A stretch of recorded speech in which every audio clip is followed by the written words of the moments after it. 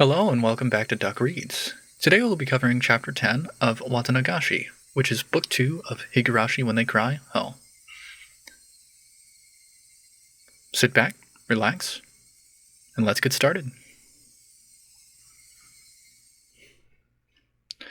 After hanging up on Shion, I searched for Rika-chan's phone number on my school's contact list.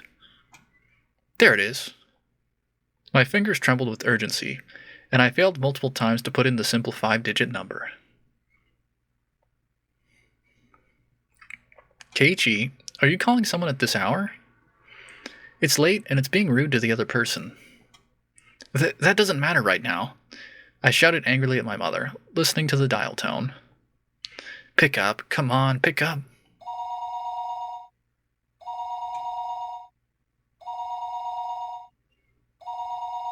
The time was 11 p.m.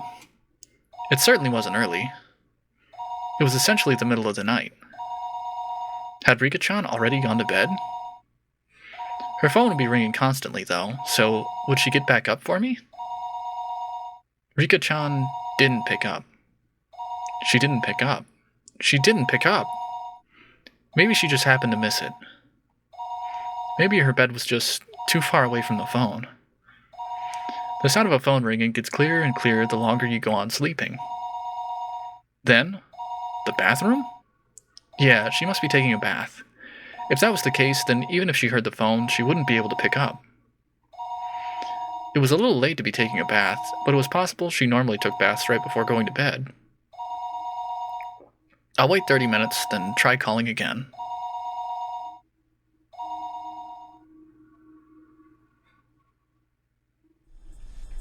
Even as I was thinking that, I called her house over and over again. I kept calling. Over and over, again and again, I kept on calling her, but she didn't pick up even once. I think I kept trying for about 30 minutes. Yet, she wasn't picking up. Were my phone calls so persistent that she had gotten scared of picking up the receiver? No, that couldn't possibly be it. There was no point in doing this any longer. The best thing to do would be to go there in person. Where was Rika-chan's house, though? Shit. I've never even asked her where she lived. Her residence was written there in the contact list, but it was an address with mostly numbers, so I couldn't tell where it was just by reading it. Isn't there a map or something in here? Rika Furude. Her last name was Furude. It was a bit of an odd last name, so it might be easy to find. Thinking that, I rummaged around the drawer with the phone book, but could only find things like takeout menus and phone numbers for public establishments. Shit. I tore one thing after another out of the drawer, but I didn't come up with any clues as to where Rika-chan's house was. Calm down, Keiichi Maibara. If you don't know, then just ask. Ask someone who does know. Ah, that's it. Rena's gotta know. I looked up Rena's phone number on the contact list. Rena Ryugu. There she was.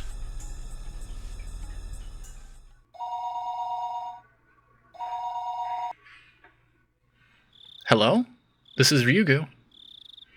It was the voice of a grumpy-sounding man. It must have been Rena's father. I am calling in the middle of the night. I need to be polite. I'm sorry for calling so late at night. This is Maibara. Is there any chance Rena-san is around? Reina is taking a bath. Oh, she's done? Reina, there's a friend of yours on the phone. Oh right, Reina Ryugu was a real name, wasn't it? I'd gotten so used to calling her Rena that hearing her real name caught me a little off guard. Hello? This is Rena. It's me, Keiichi. Sorry for calling so late. Huh? Keiichi-kun? What do you need at a time like this? Like this? Well, actually, I wanted to know where Rika-chan's house is. Rena seemed a little appalled that I'd call her for something like that at this hour. However, she spoke her next words seriously, as if she'd caught on to how urgent my need was. Okay.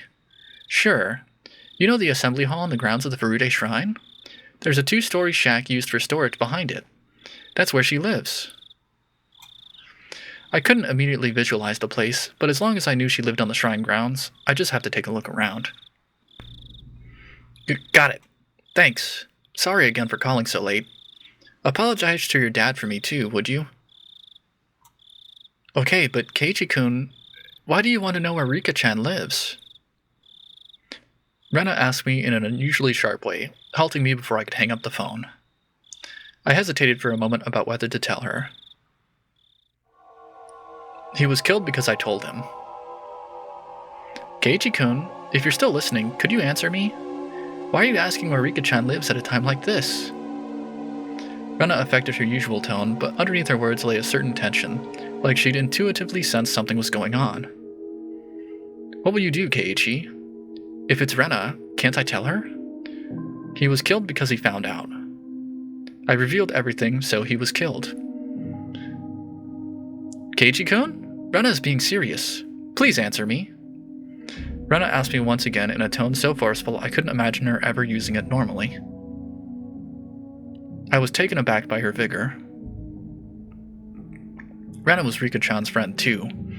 She had the right to be concerned about Rika-chan disappearing. If I told Rena then, even if only for a moment, I could drive away my horrifying fears. Rena, well, I can't exactly tell you why, but yes, Rena's tone was seriousness itself. Just from that tone, I could feel her saying, no matter what you say, Keiichi-kun, I'll believe you. That subtle sense of security gave me the courage to reveal the truth. I have a feeling that Rika-chan is in danger. You mean like a premonition? Or do you have some reason to believe she's in danger? I really didn't have time to go back and forth with Rena about this. Still, I think listening to her calm voice soothed my pointless impatience. I don't have much reason, but yet I still hesitated. I had told Rika-chan that we had snuck into the ritual storehouse. The mayor, to whom Shion had confessed before that, had already disappeared. So it was possible that Rika-chan also. I didn't know how to explain it to Rena. While I was tongue-tied, Rena spoke up. Sorry for asking something so weird. I thought about it, and it isn't like you need to be sure. Rena laughed a little, seeming a bit absent-minded. I wasn't exactly in the mood to laugh, so this time I was dumbfounded. Rena continued in a cheerful, yet still purposeful voice. You're worried about a friend. I don't think you need a reason to go and check on them.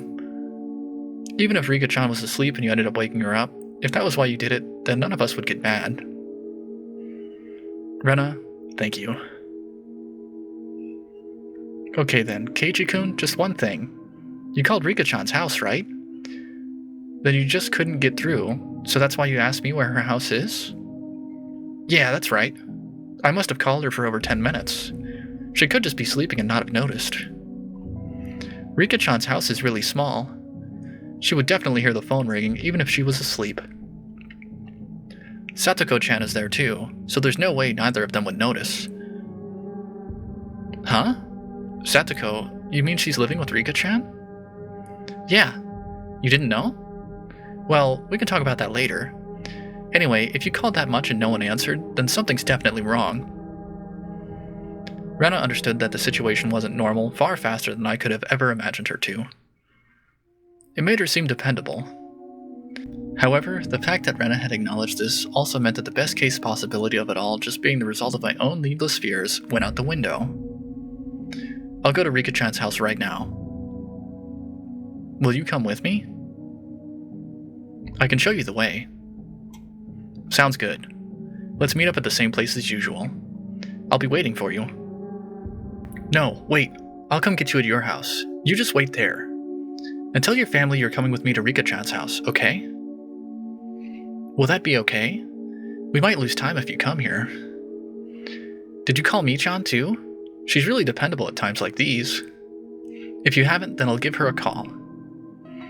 My thoughts froze for a moment. Shion had just told me to be careful around Mion during our phone conversation a little while ago.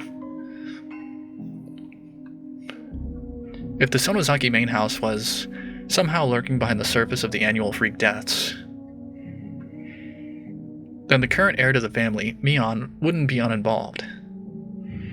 So wouldn't that mean she wasn't uninvolved in what happened this year to Takano-san and Tomatake-san, and also the mayor's disappearance?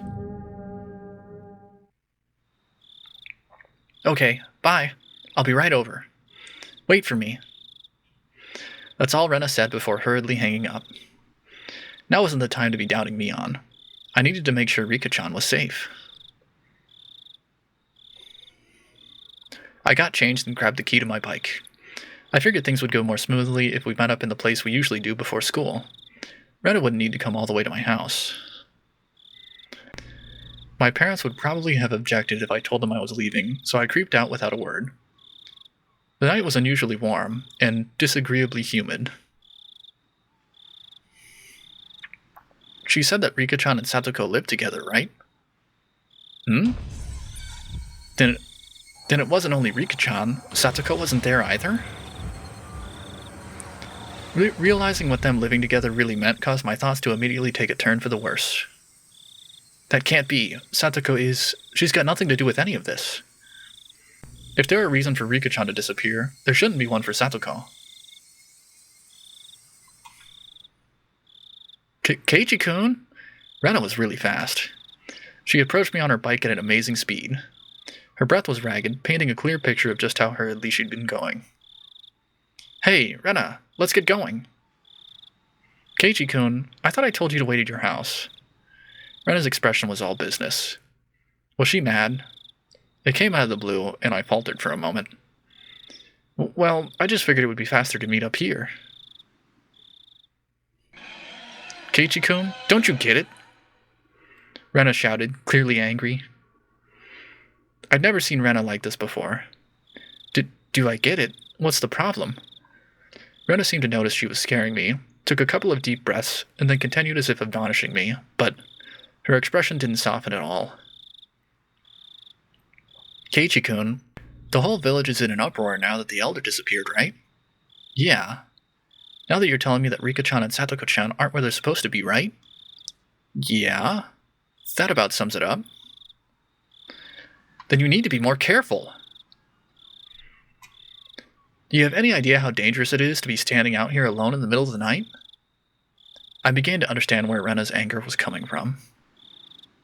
You told your family you'd be going to Rika-chan's house with me, didn't you? So that in the worst case scenario, if you and I were to disappear, people would know when and where we did. Rena was perfectly level-headed in this emergency situation. Ever since the night of the Watanagashi, every night someone had died or disappeared. On the night itself, Takano-san and Tomitake-san met strange ends. On the next night, the elder vanished. Now, on the next night after that, Rika-chan and Satoko were nowhere to be found.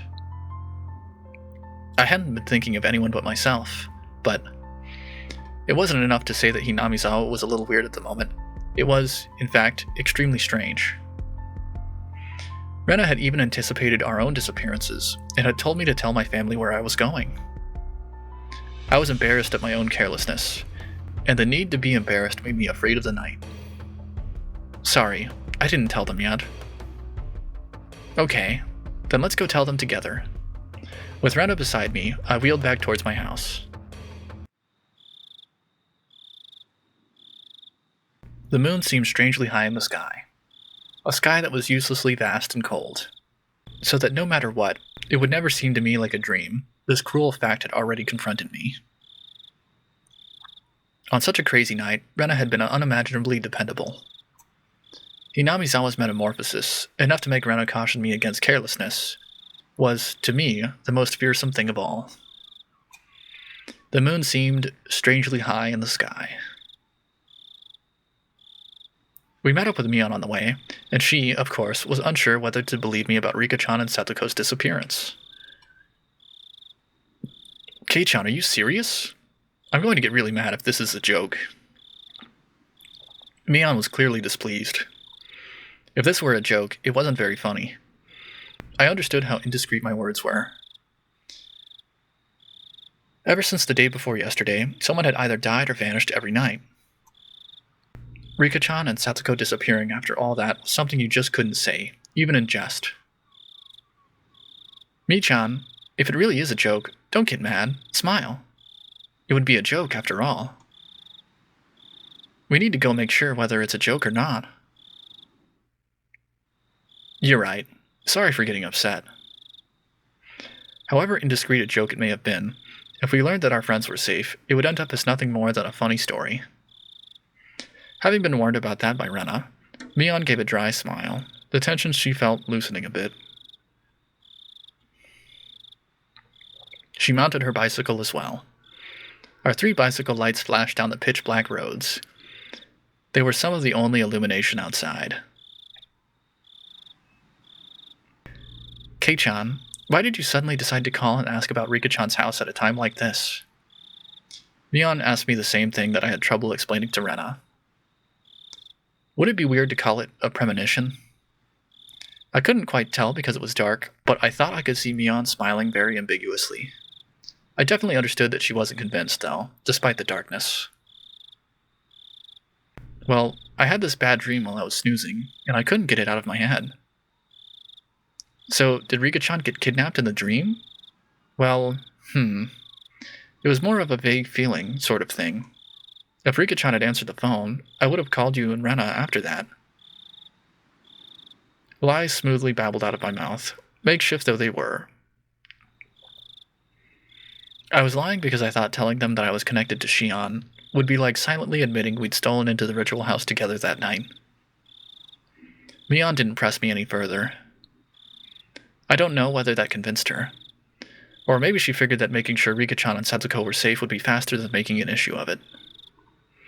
I felt relieved and immediately a little guilty. Mion hadn't really been acting any differently these past few days, but I'm still trying to distance myself from her for some reason. It was only because of what I heard from Shion and Oishi-san, that she was the successor to some kind of super extravagant gang family. No. Was I just trying to force myself to forget? Don't do that, Keiji Maibara. Wasn't it Mion who was the first to ask about the night of the Watanagashi? In such a harsh tone at that.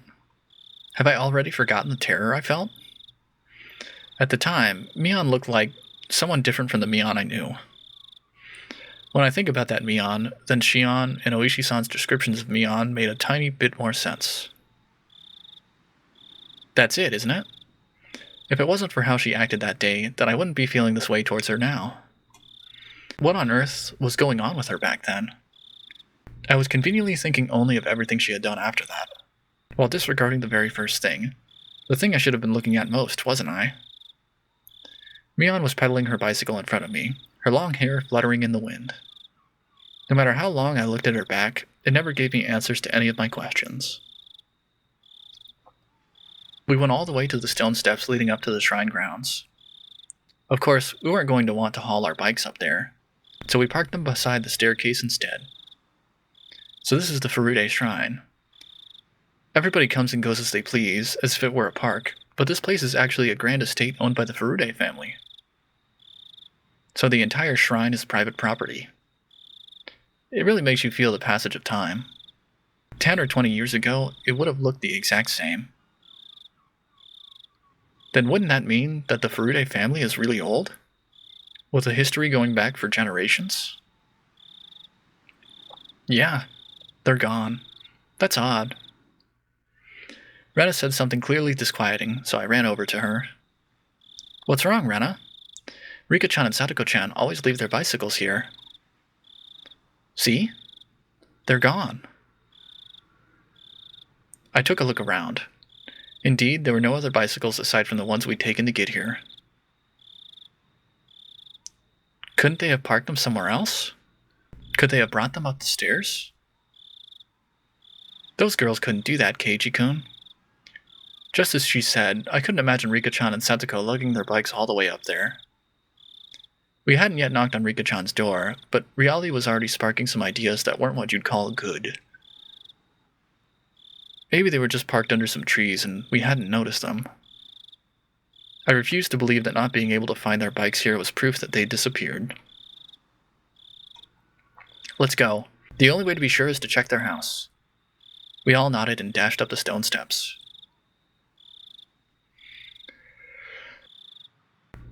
We passed through the red arch and came out onto the shrine grounds. which was covered in neat gravel. It was so quiet here, as though the Watanagashi festival had never happened. So where's the house they live in? Over here. Come with me. Rena took the lead and sprinted off. We went towards the assembly hall behind the shrine, then looped around behind it.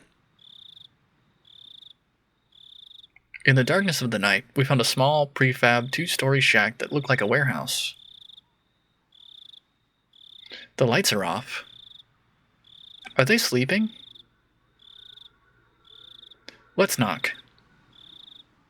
Rena and Mian neared the shack, which didn't really look like a place people would live.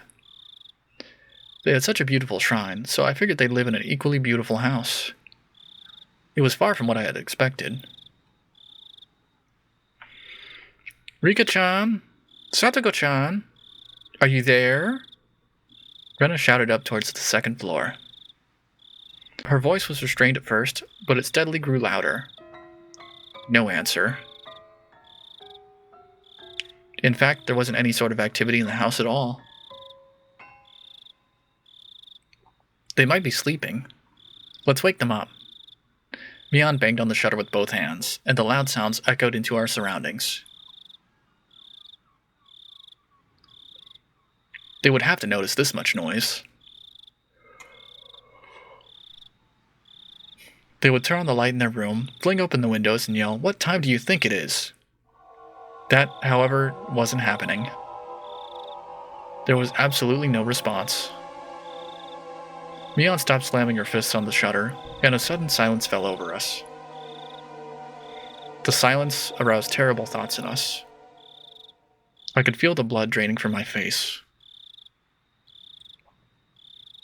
It's locked. I wonder if we can get in somehow. Rena showed no signs of stopping. It didn't look like she would admit they weren't there until we went inside and saw for ourselves. That refusal to give in gave me strength. The second-story windows wouldn't be locked. I'll give them a try. Kei-chan, a ladder. Mian brought over a ladder that was standing against the house. The footing was a little unstable for me to be climbing it, but Mian held the ladder firmly in place for me. I hadn't climbed too many ladders. My inexperience with them exposed, I climbed up one step at a time and tried to open each window on the second floor. Mi-chan, I'm going to check the main house just to be sure, okay? I'll be right back. Rena darted away. What? A main house? It's the Furude family's actual house. After her parents passed away, I think it's been left like that. Ah, right.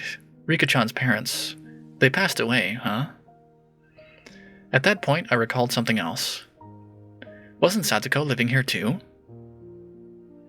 Satoko's also an orphan. Her parents fell from a cliff because of Yashiro-sama's curse. Then her older brother, Satoshi-kun, he disappeared. Satoshi, I've heard that name before. I remembered. He was the one who disappeared last year because of the curse. Ever since then, Satoko and Rika-chan have been living in this shack. Neither of them has any family, but at least they're together. They help each other out. Rena said main house, didn't she? Wouldn't it be easier to live there?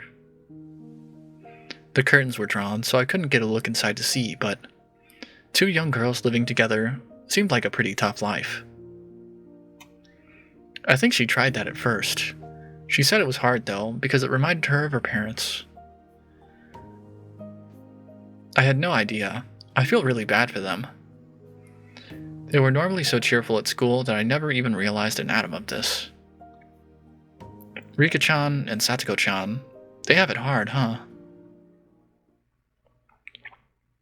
She's cursed. Huh? Suddenly, Mian said something in such a low voice that it sounded like she was really cursing someone, and I didn't let it slide. I turned around the ladder to face her and asked again, Mian, what did you just say? I said she's cursed. Mion, still holding onto the ladder, brought her head up to look me in the eyes. As soon as our eyes met, an absolute zero jolt of electricity surged through my body. Mion's eyes clouded over, and within them boiled and bubbled a stew of chaos. They whirled around and around like a raging sea, and bubbles floated to the surface. I had at some point been trapped on this ladder, like being cornered on a dead-end street. Mion, why are you making that face? I intended to follow that up with, "You're going too far with this joke," and give her a forced smile. However, on such uneven footing as I was, the only thing that came out of my mouth was a hoarse groan as I desperately struggled to not let nausea overwhelm me. Satsuko Hojo? She's been cursed by Oyashiro-sama. Mion's answers, with a response to something I never asked, as if replying to somebody else's question. The only people who fell from the park observation platform were her parents. Only her parents, who treated her like dirt, died that day. She was the only one to survive. Then she was sent to live with her aunt, who treated her cruelly, and the aunt was killed on the night of Watanagashi by some deviant, who beat her to death so violently her brains were everywhere and her head in an entirely different shape by the end of it. Then Satoshi-kun, who always protected her, he suddenly disappeared on her birthday. Someone made him disappear, even though he wasn't abusing her. The police judged him to have run away from home, but Satoshi-kun wasn't the kind of person who would do that. He was always earnest. He would never ask for anyone else's help. He would always drag himself through everything with hard work alone. He worked so hard he nearly ground his bones into dust, all for his one and only little sister, and yet someone made him disappear. She was the only thing he lived for, and yet someone made him disappear. Poor, poor Satoshi-kun. He was never rewarded, that Satoshi-kun. How ungrateful that child is. She is cursed. All who get near her suffer the same fate. The curse kills them, or the curse makes them disappear. She cannot have any relief. She cannot have any relief. It's probably Satoko's fault that Rika-chan disappeared too. It has to be, it has to be, it has to be, it has to be, it has to be, it has to be, it has to be, it has to be, it has to be, it has to be, it has to, has to. Mion was mumbling words over and over that were no longer coherent. Her shoulders were trembling so hard that I could feel it through the ladder. I almost lost my footing, which made me realize just how far away the ground really was. Calm down, Mion. I don't know what you're talking about. I wasn't sure if she even heard me. Mion rocked back and forth, and that rocking and trembling was becoming even more violent. Help me. The ladder, it's falling. Help me. Help. Just then, I heard the sound of many people running towards us. Oh, hey! Over here! I very nearly said, "Help me," outright. 4 or 5 adults, led by Rena, ran over here with flashlights. Keiichi-kun, Mi-chan, sorry I took so long. I borrowed the key. Oh, nice one. It seems all the windows and doors are perfectly sealed. I was getting worried. When I heard Mion talking like nothing had just happened, I again felt a chill run through me. The person currently holding the ladder in place, it was definitely Mion. It was the real Mion Sonozaki. Then, the person muttering to themselves, just a few seconds ago. Who was that? The person who was mumbling about terrible things, like curses. Who was that? I jumped down from the ladder as if running away, before Mion turned into that person who wasn't Mion for a second time. The adults tried a few different keys on a keyring as they tried to open a big shutter on the first floor. Rika-chan's house used to be a disaster shelter for the town council, so the key to the shutter is still kept in the mayor's house. It's Rika-chan and Satoko's private residence now, though. Well, this is on Rika-chan's property anyway. Nobody complains about it. Mion gave me a smile as she said that. I, however, could only return her gaze with an aghast expression. Mion was acting all too normal now, but that only contrasted all the more sharply with her earlier un-Mion-like creepiness. Bang, bam, clatter, clatter, clatter, bang.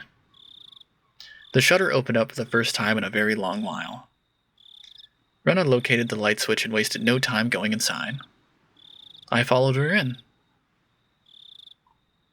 Rika-chan, Satoko-chan, if you're here, say something. We climbed a narrow staircase. It had looked like nothing more than a warehouse, but now that I was inside, I could feel how lived in it was. It was a person's home. Somehow, the sound of the two of them filled the place. This was definitely where Rika-chan and Satoko lived.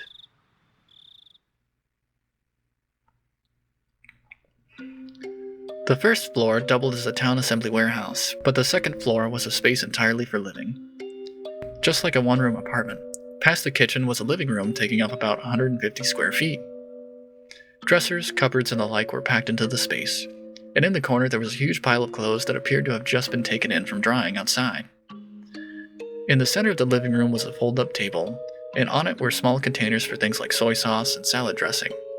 The sense of a frugal lifestyle drifted from all of it. It was strange they weren't here in the middle of the night like this. The adults, climbing the stairs one at a time, began to make a fuss and talk amongst themselves. So? Not here? Yeah, they're not here. This is definitely weird. The village had just been thrown into chaos yesterday because of the mayor's disappearance. Then today, even Rika-chan and Satoko had. Were they out playing somewhere together? That can't be. Their bicycles aren't here, though. Where would they have gone so late at night? Have they just not come back yet? Where did they go? The adults put forth various possibilities, and the house immediately devolved into a state of confusion. Eventually, Mion settled them down. I don't want to believe it, but the mayor, Kimiyoshi, disappeared yesterday. We can't say that this is unrelated. The adults' faces paled at Mion's declaration. Mine and Rena's did as well. Let's see, they could have gone nearby for some tea or something, and then accidentally fallen asleep. Whoever invited them might just not be able to wake them up at all, too. Let's eliminate that possibility first. Makino-san, please go around to the houses near the stream. Keitaro-san, go look near Ojaga Lake. Okamura-san, Mion promptly gave directions to the villagers. The adults followed them without hesitation, despite her age. We'll remain here and call up anyone we can think of on the phone. Okay, everyone, you have your orders. Got it. The adults all roared in reply and pounded back down the stairs below. Wow, Mi-chan. You're not only the chairperson of the school, but Hinamizawa too. No time for jokes. Hey, step aside. This old man is using the phone. Mion grinned proudly, took the receiver, and got started. Rena gave Mion a trusting look, considering her dependable for doing all of this. My feelings, though, were a little more complicated, since her leadership seemed to be affirming the Sonozaki family successor impression that Shion and Oishi-san had given me. Stop right there, Keiji Maibara. None of that matters right now. The most important thing is to make sure Rika-chan and Satoko are safe.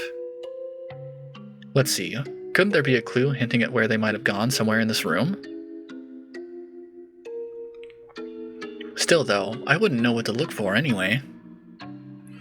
If we tore the whole place apart and figured out what was different from before, we might be able to speculate, but there was nothing strange about this room, and there were no clues in sight. In the first place, I had never been here before. There was no way for me to know what was different if I didn't know how the room usually looked. Hey, don't give up, Keiji Maibara. Stop thinking and start looking. For something.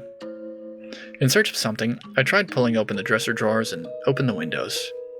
I didn't uncover anything meaningful, though. Rena, also unable to stand around doing nothing, was looking around the room like I was. Rena, I don't think you'll find Rika-chan by opening the refrigerator or the cabinet underneath the sink. I just thought they might be hiding. How? As we were searching, it got noisy outside. Villagers were quickly assembling here, having heard the commotion. Of course, a lot of them were probably people Mion had called. I'll go tell everyone what's going on. The police will be here sooner or later too. We'll need to explain the situation to Oishi. Mion began descending the stairs, and we followed her out to the front of the house.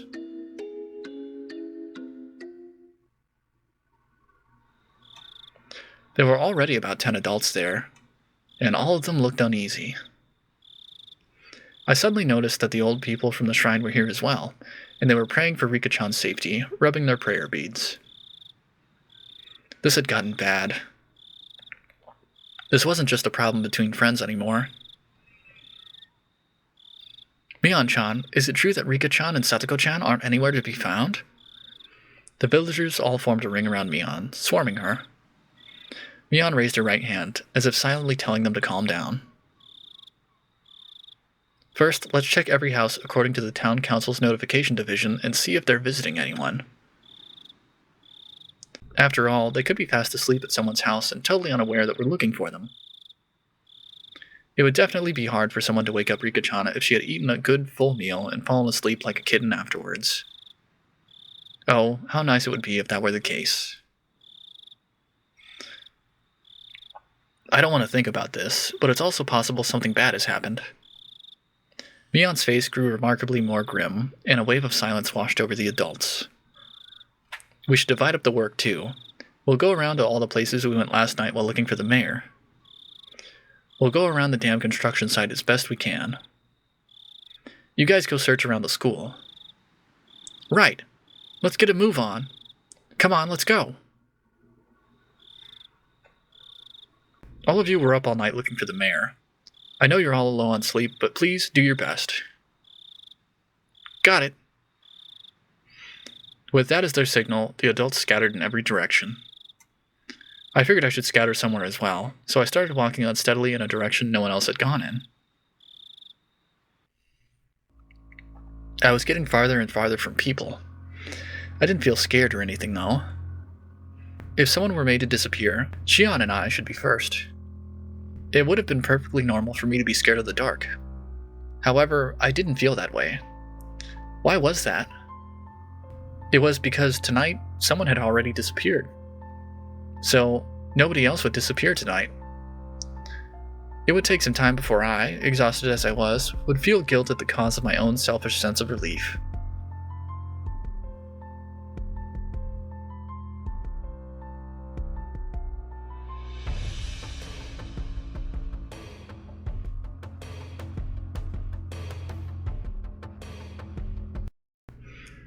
Suddenly, my vision cleared and a cold wind caressed my body. This was the hill from which you could see the whole village. Looking down from this hill, I could see lights on here and there, and knew that the entire village had awoken from its slumber. First Takano-san and Tomitake-san, then the mayor, and now even Rika-chan and Satoko had been sacrificed, and word of it was spreading everywhere. The strength in my knees left me. This could no longer be a joke. We could have found them. Mion would have told me I was a worrywart. Rena would just be glad we did, and they would have smiled at me. My hopes disappeared as if I were awakening from a dream. That was what the view I could see was telling me. Following my knees, my arms both bent forward onto the ground, and I clawed at it with my nails. I couldn't figure out if I was feeling sorrow or frustration. Is this my fault? I couldn't endure the burden of my own sin, and I had just told Rika-chan about it. They had nothing to do with it, but Rika-chan and even Satoko had been sacrificed. It was like a cross that Shion and I would each have to bear the weight of until we ourselves were erased. Well, if I'm going that far, then the problem started long before that. My original sin of breaking taboo and entering the ritual storehouse without asking. I knew I shouldn't have gone in there from the start. Yet I lost out to cheap curiosity. I hadn't felt so angry at myself until this very moment. There was a crunching sound. I wasn't even interested in who made the noise, despondent as I was. Keiichi-kun? Keiichi-kun? Are you okay? It was Rena. Perhaps my clawing at the ground made it look as though I was having stomach pains. She ran over and rubbed my back, like she was trying to make me feel better. This is all my fault. It's because of me. It's my fault. Keiichi-kun's fault? You didn't do anything wrong. Please don't blame yourself for this. I could tell Rena was doing her best to choose the right words out of consideration for me. That's why I could sense her intent behind those words. Keiichi-kun, you know why Rika-chan and Satoko-chan disappeared, don't you? Is what she really meant to say. Because it was an emergency, Rena had ignored the reason why I wanted to make sure Rika-chan was safe, but now that we'd actually confirmed her disappearance, it was only natural Rena would start to wonder about why. However, with the situation having gone this far, I couldn't possibly tell her now. I didn't want to admit that Rika-chan and Satoko had disappeared, but I couldn't let Rena disappear either. Keiichi-kun, if you stay out here in the wind, you'll catch a cold. Rena sat down, bringing her eyes level with mine. They told us that children should go back home to sleep. Rena showed me her watch as she said that. It was long past 1 in the morning. Time was passing too quickly. Had I been crawling around here for that long? If we don't sleep soon, we'll have trouble getting up for school tomorrow. Even the adults are really worn out, since they were up searching for the mayor last night too. They were saying they'd break up a little earlier tonight. I was a little upset that they weren't allotting as much time to this as they had to search for the mayor last night, but that was something I, the cause of everything, had no right to criticize them for. It's alright. The police arrived a little while ago. Look, there's police cars coming into the village right now. Hearing that remark, I looked down at the village to see that there were indeed more cars than one would normally expect at this hour, coming from the darkness on the other side of the mountain. However, none of their emergency lights were on. Of course, their sirens weren't wailing either. That's right. All of the incidents that occurred right after Watanagashi were seen as the product of Yashiro-sama's curse, and would be handled in secrecy. Rika-chan and Satoko too, their disappearance would end up exactly like the other serial incidents in the past.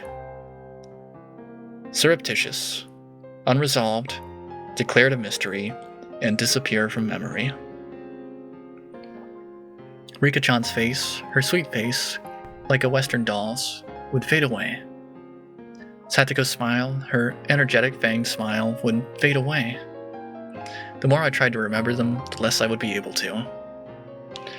I deserved to be called an idiot dozens of times over, and it wouldn't be enough. I couldn't hold back the tears at my own sheer stupidity.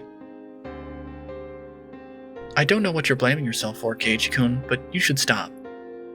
I wasn't about to deny it. I couldn't. Even so, I couldn't affirm it either. I wanted to at least keep Rena out of this. If she found out, she would become involved. Please, Rena, could you just leave me alone? Even if I went home, I wouldn't be able to sleep.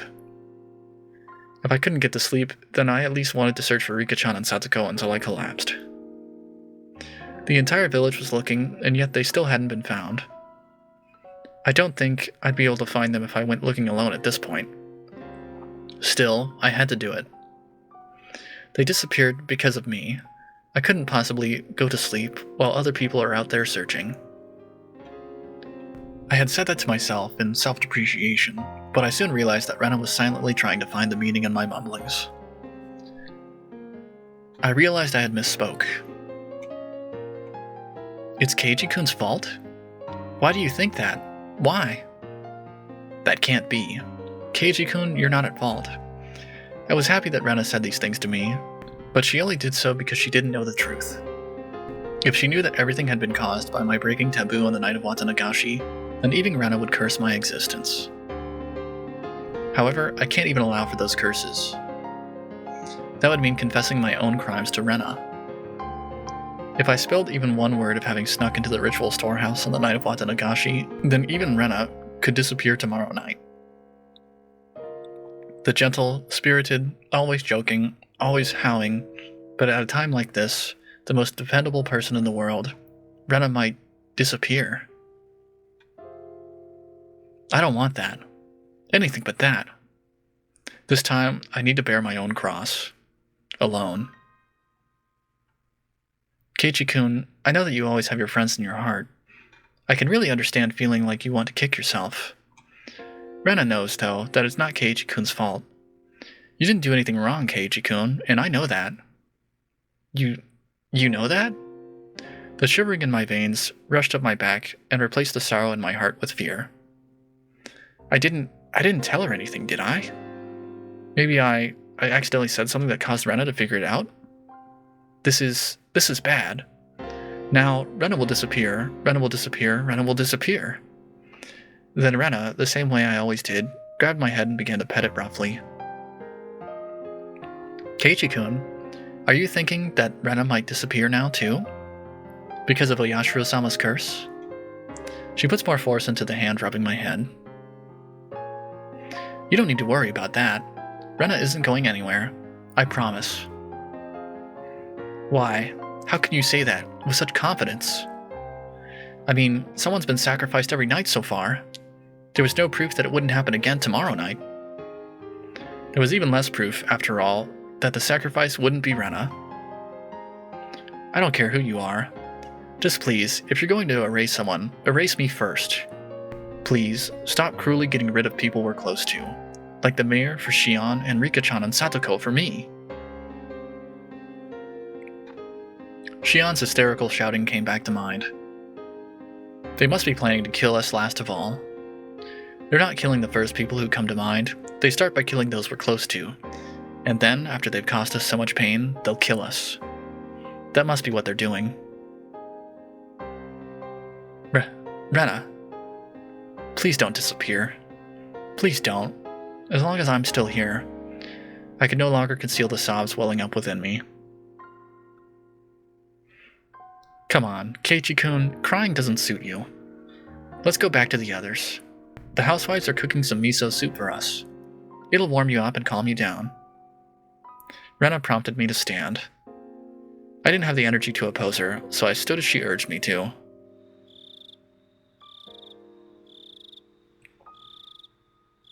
We returned to the shrine grounds to find several gas stoves there with miso soup in big pots. The many villagers there sifted the soup they were given in dead, stony silence. Their expressions were absolutely exhausted. Everyone had just been running around the village until a little while ago. From the dreary looks on their faces, though, I assumed they hadn't come up with anything yet. Kei-chan, where did you go? I was worried you'd disappeared too. Sorry. Mion held out some miso soup for me, but I refused the offer. I didn't have much of an appetite. Mi-chan, how is it? Did you find any clues? Mion took a sip of her soup, her expression frank. None at all. School ended and they went home. Then, the two of them went somewhere on their bicycles. Moreover, nobody ever saw them riding their bikes, so... When it gets dark out in Hinamizawa, people quickly vanish from the streets.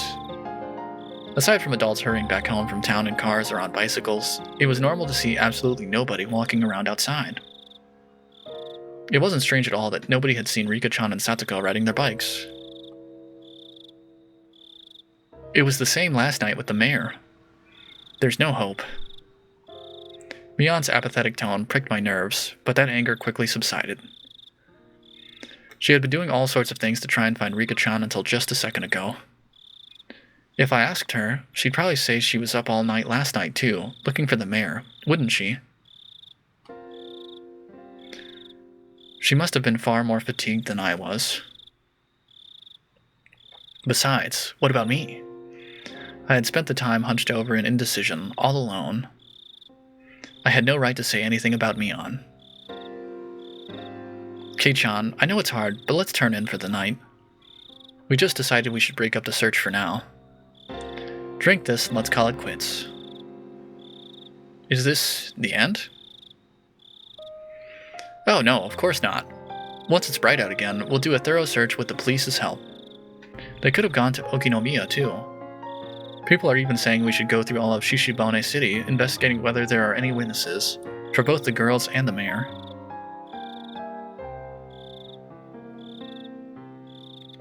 Anyway, what happened, Kei-chan? Where did you go off to? You vanished all of a sudden. I was really worried. Suddenly, I was on the receiving end, but I didn't have the willpower to respond.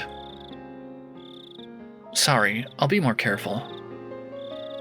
Nothing happened? There wasn't anyone suspicious spying on or stalking you? Nothing like that? Mion demanded with a serious expression. I was being criticized for how inconsiderate I had been. Despite being in so much pain, I was frustrated that I was being criticized, but it was my sin. My sin, and I must bear it alone. Nothing. I'll be careful, either way. Sorry. Mion, now aware that nothing had happened, heaved a big sigh with her shoulders, looking relieved. Oh, my. I knew I smelled something good coming from over here. I'd be much obliged if you'd allow me to have some. We heard the repulsive voice of a fat man. It was Oishi-san, trailed by a handful of police officers. He was acting energetically, in a way unfitting given the situation. There's not much left, but you can have some if you want. Mion didn't like Oishi-san very much. Her cold attitude, though, didn't seem to bother Oishi-san in the slightest. It was like splashing water in a frog's face. Well now, miso soup leftovers have a bit too much salt for my taste. Confounded. Would you all like any? He recommended it to his subordinates, but everyone gave dry smiles and refused.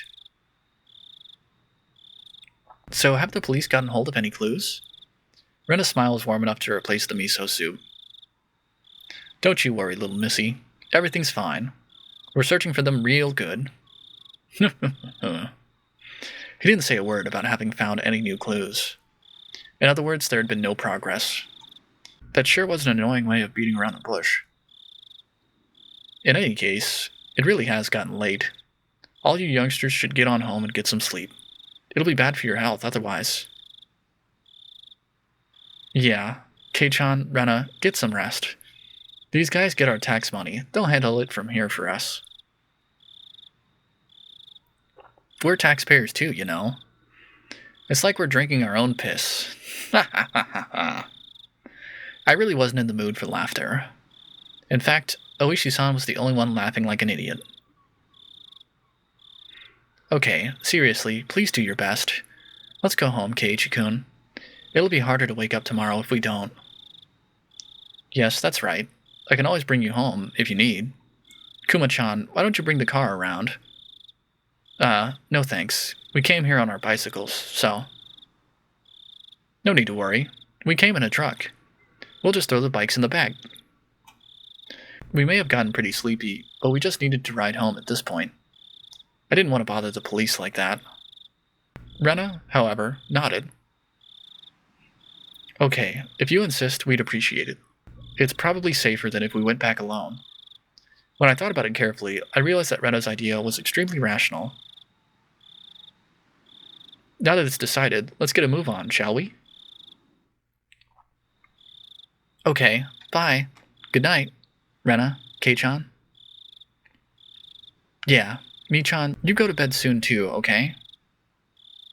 Good night. I waved my hand as well, saying goodbye. Rika-chan and Satsuko still hadn't been found. My unease, however, was steadily being pushed away by my sleepiness. Rena showed the police where our bicycles were, so that Oishi-san could haul them up into their truck. He prompted us to get into the back seat. I could hear the springs squeaking as I sat down onto a seat that would normally hurt my rear end, but at this point it was very soft and was more than comfortable enough for me to fall asleep on. Ladies first, we'll start with the little Mrs. house. Where do you live? Thank you. My house is, well...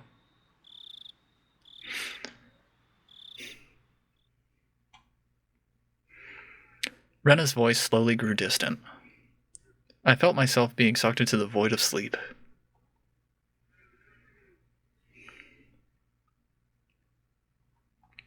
Hello? Maibara-san, are you asleep back there? Hmm? When I came to, it was quiet. The car was parked. Oishi-san was giving me light slaps to the cheek. It didn't feel good at all, so I woke up immediately. I'm sorry, I just fell asleep. Something was being held right under my nose. A clump of metal? It was a can of coffee. It's lukewarm by now, but cafe au lait is good even at room temperature. Oh, thanks. I mechanically took the can and opened the pull top. The feeling of the warm, sweet liquid going down my throat awakened my sleepy mind. When my drowsiness receded, I started wanting to know why the car was stopped and why I was offered coffee. Oishi-san, who had been in the driver's seat, had, at some point, moved to the back. Suddenly, I had a very bad feeling about this. It reminded me of the questioning yesterday at the library. It was already too late by the time I'd realized I'd made a mistake. Today, of all days, it didn't look like I would be getting away. I had a feeling that until Oishi-san heard what he wanted to, he wouldn't be letting me go. Please don't get all formal on me. I'm not going to eat you or anything. Maibara-san. Oishi-san gulped down the last of his coffee and then stretched wide, showing me how relaxed he was. That, however, only served to heighten my nervousness.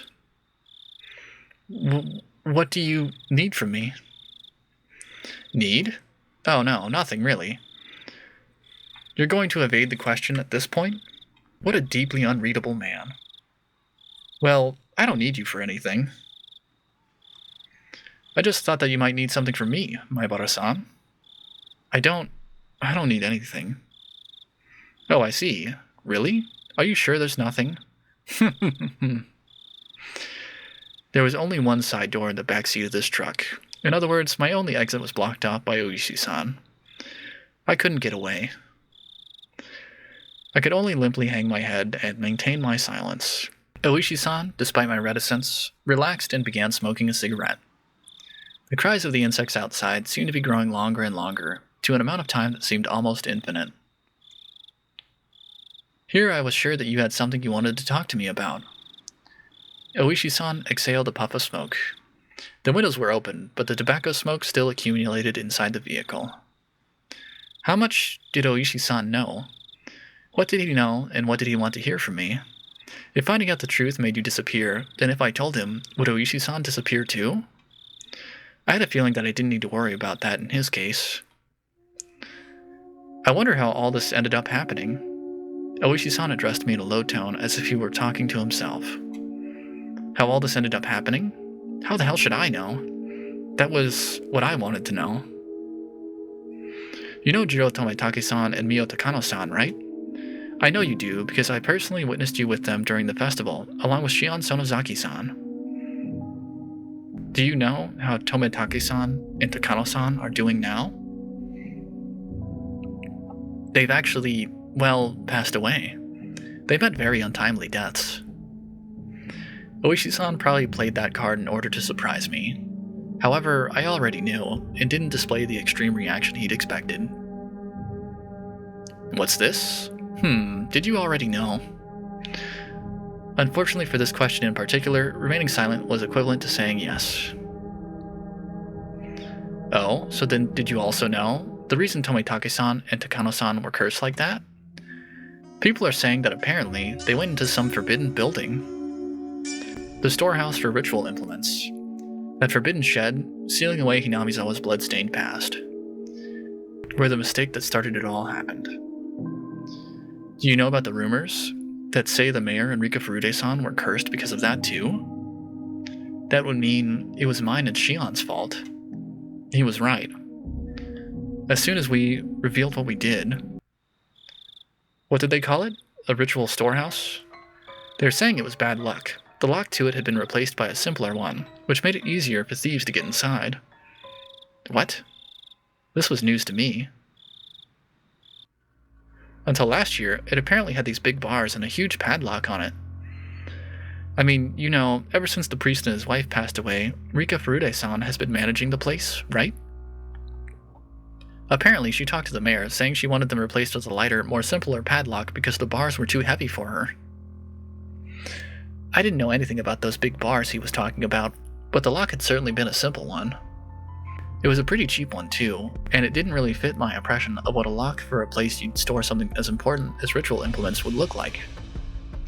Rika-san is a small girl after all. The bars were heavy with rust, and they must have caused her a lot of trouble. So the mayor hired a craftsman and replaced the lock with a simple padlock, so she could open it with a key. So, how does that mean it was bad luck? Here's what I'm saying. Thieves couldn't get in with the old, tight lock. The mayor and Rika-san replaced it with a cheap lock and a key on their own, so thieves broke into it. Apparently, that's how it's going down. That explanation's a bit... Letting that slide, certain members of the village delivered punishment upon the thieves who stole into the ritual storehouse, as well as the mayor and Rika-san who changed the lock. At least, those are the whispers that seem to be going around. Maibara-san, what do you think? What do I think? I don't really know what you mean by certain members of the village. Are you familiar with the three families? Representatives from each of them gave short addresses at the Watanagashi festival's opening ceremony. Did you see them? I came partway through the festival, so I don't really. The three families are the three oldest families in Hinamizawa. To give actual names, the Kimiyoshi family, the Sonozaki family, and the Furude family. They each have quite the lineage, it seems. Long ago, it's said that everything in the village was decided by the council of the three families. The Kimiyoshi family, Old Man Kimiyoshi, meaning the mayor's family. The Sonozaki family was Mion's, so the Furude family was Rika-chan's family then. After the war, the Sonozaki family quickly expanded their influence. Practically speaking, after leading the fight against the construction during the dam conflict, they jumped to the top of the hierarchy in Hinamizawa. You see though, in accordance with the old ways, they still decide important village matters only after consulting with the three families. That's why the leaders of the three families each have their own address at the start of Watanagashi. In other words, the mayor, the old lady currently in charge of the Sonozaki family, and the last remaining member of the Furude family, Rika-san. I heard that the Sonozaki family was pretty high up there, so Rika-chan's family was just as old? Well, as you're aware, she has no relatives at all. In reality, the Furude family holds pretty much no influence. However, it seems like people gravitate towards Rika-san on a personal level, and I hear that many of the village's elderly have blind faith in her. It was certainly true that Rika-chan had an odd sort of charisma amongst the elderly. So, what are you telling me about all this three family stuff for? Oishi-san paused for emphasis, lighting another cigarette. I've explained a lot, but I suppose it's still not enough. I'm asking because I don't understand. Oishi-san gave me a dry, meaningful grin and blew out another big puff of smoke. Members of the three families are disappearing one after the other. That's what I'm talking about. I've read that it's based on some kind of old tradition inherent in Hinamizawa, but I don't know much beyond that. I don't know anything about it either. That's why I'm asking. The leaders of the Kimiyoshi and Furude families have disappeared, so maybe the leader of the Sonozaki family will disappear next. Well, that's just a random idea bouncing around in my head at the moment. Just kidding, really. The leader of the Sonozaki family? Who is it? The current leader is the old lady at their main house, but it wouldn't be incorrect to say that practically all the rights of leadership have been transferred to her granddaughter, Mion-san.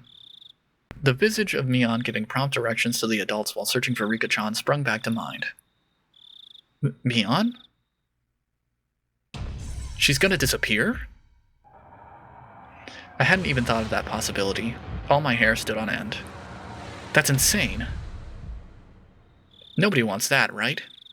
Of course not. We can't allow that. Clamp. Oishi-san grabbed my shoulders with both hands.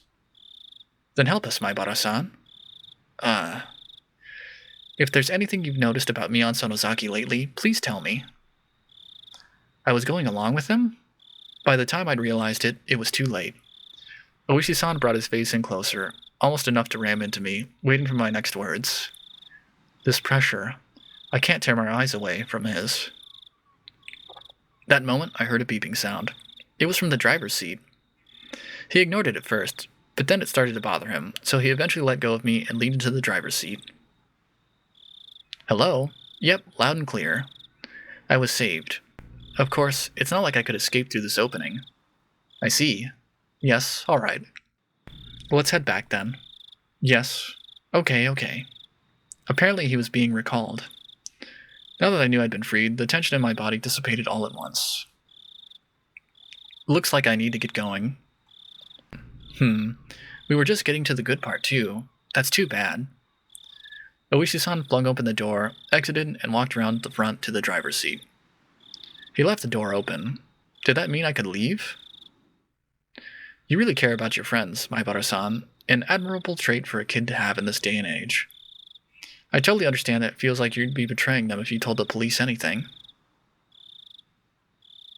Maibara-san, it's the middle of the night, so get a good night's sleep and then think about it. Just a little bit of courage from you might end up being what saves many of your friends in the end. Did he want to say that the sacrifices wouldn't stop with Rika-chan and Satoko? You know this already, but every night since Watanagashi, something has happened. In the past, the curse only occurred once per year, but this time it's been going on for days. What a prosperous year this has been. I don't think you can call that prosperous. The night before last night, and now today. There's no proof that something won't happen tomorrow night as well. It's our job to prevent such things before they happen, but for that, we need your cooperation, Maibara-san. I looked out the open door to see none other than my own house, right in front of me.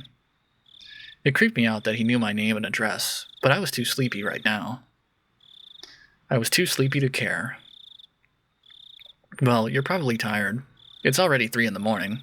Please get yourself a good rest. Yes, sir. I'll be going now. When I was about to get out of the truck, as if to deliver a parting blow, Oishi-san said in a raised voice, I'll be coming by every day until you feel like talking, all right? I don't believe forcing you to confess in an interrogation room is really in fashion these days. I couldn't say anything in response, but me slamming the door shut probably served the same purpose. After lightly beeping the horn, Oishi-san's truck drove off. I went to the front door without waving goodbye. The door was locked, but the chain wasn't up. I unlocked the door and entered. Then walked over to the staircase. That was where I lost consciousness.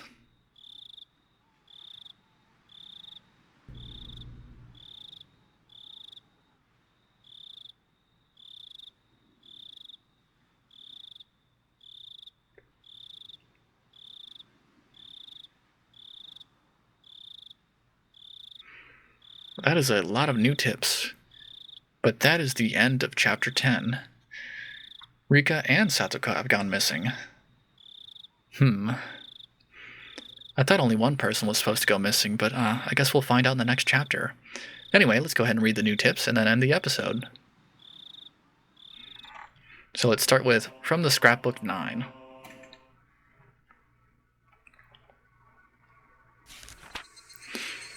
The Sonozaki family. The one to drastically expand its influence after the war was the Sonozaki family. The leader at the time was Oryu Sonozaki, who still has that seat today. Oryu Sonozaki has grown old, and today you can only catch a glimpse of who she was at the time. From what I've been told, however, she was a leader extolled as the best in history. Having become so old, aside from going out a few times a week for lessons, she spends her time at home in solitude, and seems to leave most of the ceremonial affairs to her heir, Mion. There are different views on why the successor was not her daughter, but her granddaughter Mion, but it's rumored that it has to do with disownment of her daughter and son-in-law. That uninhabited granddaughter, Mion Sonozaki, still shows no signs of the dignity required of the next leader.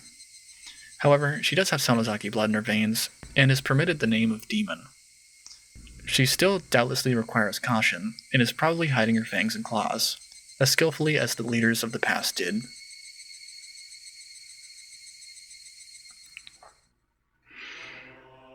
The elderly leader of the Sonozaki family.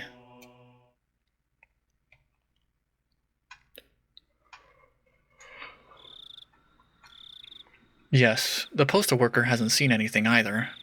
The Sonozaki main house has their seal hanging from their mailbox so that anyone can stamp their mail or parcels with it and drop it in. That's rather careless of them. So, when was she last seen? She was last seen at the Watanagashi opening ceremony greetings. She apparently returned home right after that.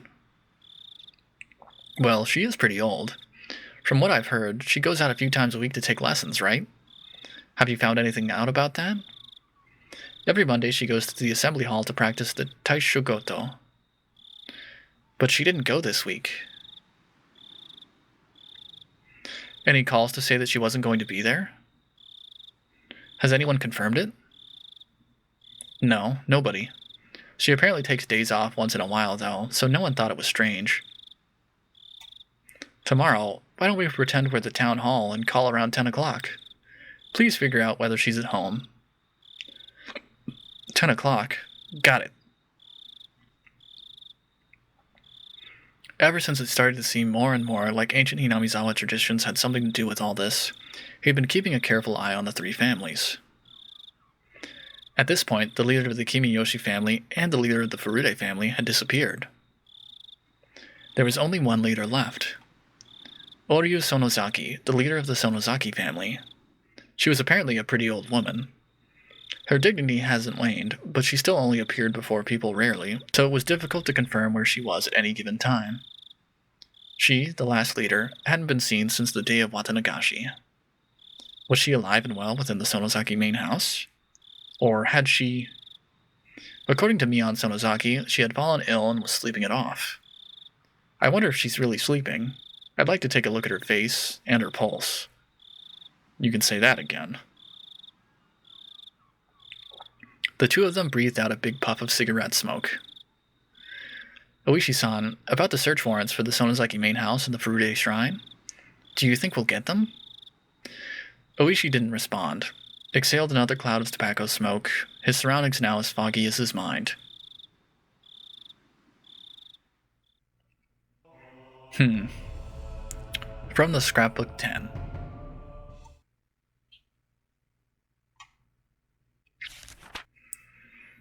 The Hidden Demon. The inhabitants of Hinamizawa believe that the blood of demons flows in their blood. As such, the character for demon is treated as very sacred. For example, usage of this character in names is apparently a right reserved only for leaders of the Kimiyoshi and Sonozaki families. Case in point, we can see it in the current Sonozaki family leader's name. Oryu is written with the character. This, and only this, is proof that she is a legitimate leader of the Sonozaki family. In the same way, Mion Sonozaki, its successor, contains in her name, with Mi being written as. It also goes for Oryu's daughter and Mion's mother, Akane, who did not succeed her. It's known that before the disowning, Akane's name was actually written as, though she changed it afterwards to still read as Akane. Incidentally, it's thought that the first character of the mayor Kichiro's name originally meant demon, which can also be read as Ki. It should be said that names using the character aren't limited only to successors of the Sonozaki family. You can even find it in the last names of the three families. For example, the characters for Kimiyoshi are likely a split-up version of, if you write it in reverse and top to bottom, as it clearly resembles the character. As for the Furude family, who have been in the Shinto priesthood for generations, the word fortune teller can be written without interval characters as. I think that with the addition of a demon's horn, the tick on the top of the character, that became that is used in their name now. In the case of the Sonozaki family, where Sonozaki is written, I can't find any reference to the character, perhaps because it's already ingrained into their first names. They were the clan responsible for running the Watanagashi ceremony, so I think that instead, they included the contents of that ceremony into their last name. The Zaki in Sonozaki is a conjugation of the word for slice, and the Sono, written as, probably contains the hidden meaning of human body, as it is a complicated mess, organs enclosed by 4 sides. I think, in other words, that Sonozaki comes from those who slice open the gut. Well, that's kind of creepy. Request denied.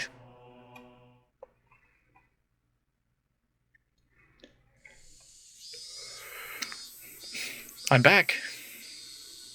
How did it go? Did you find any clues?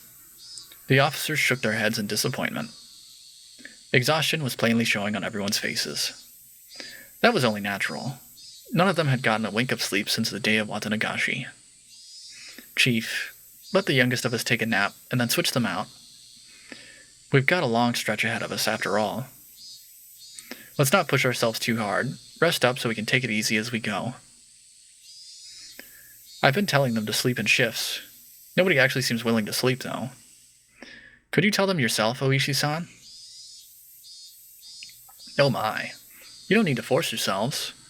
Komiyama-kun, please let everyone sleep in shifts, starting with the youngest. Komiyama-san, please do that. As the chief told him as well, Komiyama-san left his seat. So, Chief, still no good on our request? It's just a rumor among the villagers in the first place, you know. It's going to be difficult without more concrete evidence. Even when that evidence might be tucked away in there? We need evidence that evidence is tucked away in there. Chief, don't start speaking in riddles to me now. We have witnesses to say 4 people, including the 2 who died, went into the Forbidden Ritual storehouse without permission. This is all reliable information. You might call it information, but they're really only rumors. They're not concrete evidence. Well, it's true that we don't have any pictures of the 4 of them sneaking in with cloth tied around their heads. Anyway, those 4 saw something inside the storehouse. Something important enough that they'd be erased.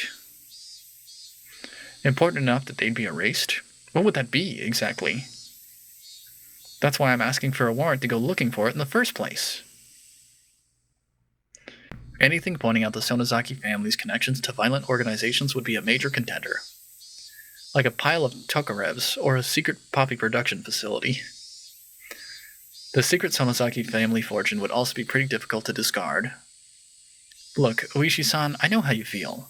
However, that storehouse is a sacred building belonging to the Furude Shrine, and we need to have proper consideration for the locals when dealing with it. I heard that there was an hour-long call made from Congressman Sonozaki to the big man. Chief, could he have nailed you back down? Anyway, as long as we don't have suitable evidence, we won't get a search warrant for the storehouse. That goes with the Sonozaki main house, too. Especially considering that the jurisdiction of both Section 4 and the Prefectural Police's Crime Prevention Division. We need careful preparations first. If you say you need preparations, then why don't you just let me talk with them directly? Shige-chan is head of Section 4, right? For crime prevention, it's Yamaumi-san. They seem like they'd be quicker to talk if I sat them down at a mahjong table. Chief, you have a visitor. Yikes. Pushing the employee who guided him in right out of the way was an old man who looked like a Yakuza member, given his crested kimono and hakama. Did he not get enough of this over the phone? I am Congressman Sonozaki. I demand to know who's responsible for this. This instant. Hello. I am the Division Chief Takatsugi. I don't need your name. I could have you demoted on a whim. You won't even be enough. Bring out the one called Oishi or whatever. He deserves punishment for requesting a search warrant on the sacred Furude Shrine. I sincerely apologize. Oishi is currently out on investigation, and he's been difficult to contact. I'll take his place and hear you out. So please, have a seat. The chief's eyes were telling me to get out of here. Perhaps I'll gratefully accept this favor. Maybe I'll go lay down in the nap room. Listen here, the Furude Shrine spent 2,600 years under the imperial calendar and 2,500 more beyond that. It is sacred. A sanctuary like that must never be defiled. The 800,000 gods, Oyashiro-sama, and the spirit of our ancestors are enshrined there. The holy shrine protects Hinamizawa from when the sun comes up to when it sets, and from when the moon rises to when it falls. Who is the idiot who wanted to set foot in there? Besides, the right to religion is the most revered right of the people of this country in the Constitution. You dare to be so bold as to sully that using your own investigation's negligence as pretext? I will not allow it. Are you listening, you lying scum? I'm angry now, so you're not getting off the hook that easy.